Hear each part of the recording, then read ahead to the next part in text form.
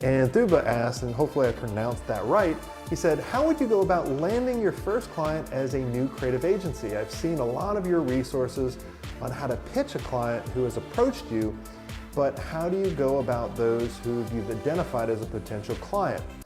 Well, I love that you asked this question just because a lot of us just rely on one channel. And I truly believe you need a multi-channel approach in order scaling and growing your agency. And you've already nailed it down that most people miss out in the very beginning anyway.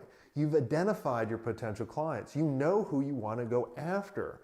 So many people miss this. And they just say, well, do I just pick up the phone book and just start calling? Absolutely not. You need to know who you're going after because you need to understand, what are they struggling with? What do they want? And so you start making a list of that and figuring out, how can I actually help them? We were a creative agency, so you can use this as an example if you want.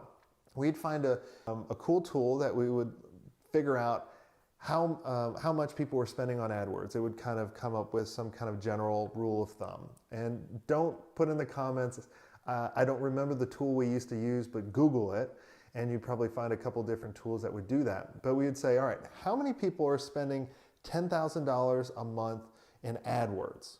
Then what we would do is we'd call them up and say, hey, we notice you're spending over $10,000 a month in AdWords. There's a lot of things that you might be missing, especially spending this much, and we want to make sure you're not wasting any of that money. So we would offer an audit. That audit would identify other areas that we could, improve both on the pay-per-click, but then also actually go to a new design for the website or any creative, that kind of stuff. Let's say you're going after the e-commerce space and you're a creative agency. You can actually look at someone's order pages and you could actually call them up and say, hey, I was checking out your order page and I noticed 3 different things on this order page that you can actually improve your conversions and make more money without driving more traffic to your site. Would you like to know what I would recommend? And you provide them valuable information.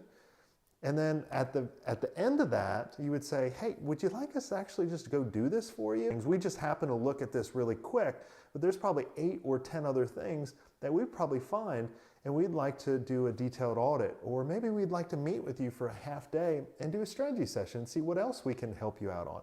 So you're building that relationship, you're helping them out for free first, right? The easiest way to show people that you can actually help them is actually help them first, and you're only giving them some strategies and sharing what's in your melon, your squash, right, between your ears.